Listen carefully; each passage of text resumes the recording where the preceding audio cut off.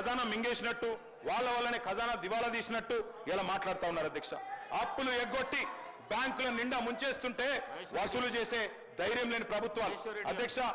పోయి రైతే దొరికిందా మీరు recovery? Thank you sir. Sir KTR గారు పదే కావాలని చెప్పేసి ప్రొవోకేట్ చేసుకుంటూ మాట్లాడుతూ ఉన్నారు కదా అధ్యక్ష. నిజంగా వారికి ఒకవేళ మాట్లాడాలనుకుంటే చర్చ పెట్టండి అధ్యక్ష. అన్నిటి మేము చర్చకు సిద్ధంగా ఉన్నాం. ఈరోజు సివిల్ సప్లైస్ గురించి మాట్లాడారు కదా, ఎఫ్సీఐ గురించి మాట్లాడారు కదా అధ్యక్ష. అతిపెద్ద స్కాము వారి హయాంలోనే మొదలైంది అధ్యక్ష.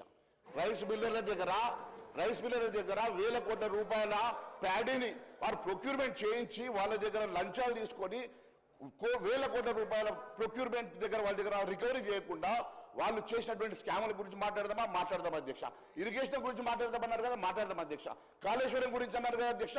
కాళేశ్వరం ఈ భారతదేశంలో అతిపెద్ద స్కామ్. దాని గురించి మాట్లాడడానికి మేము సిద్ధంగా ఉన్నాం. దాని గురించి మాట్లాడదామా, చర్చకు మీరు అనుమతి చేయండి అధ్యక్ష. ఇంకో వారం పెంచమన్నారు కదా, వారం పెంచండి. వారికి వారమే సమయం ఉందట, వారం పెంచండి. వారం రోజులు దేని మీద అంటే దాని మీద మేము మాట్లాడడానికి మేము సిద్ధంగా ఉన్నాం అధ్యక్ష.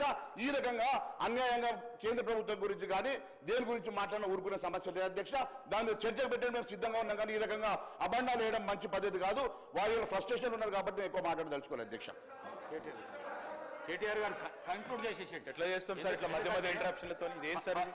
ఎంతమంది సభ్యులు, ఎంతమంది మంత్రులు, ఆఖరికి బీజేపీలకు కూడా అవకాశం ఇస్తాను. మీరు 10:30కు మీరు స్టార్ట్ చేసిన ప్రసంగము ఇప్పుడు 11:45 అవుతున్నది.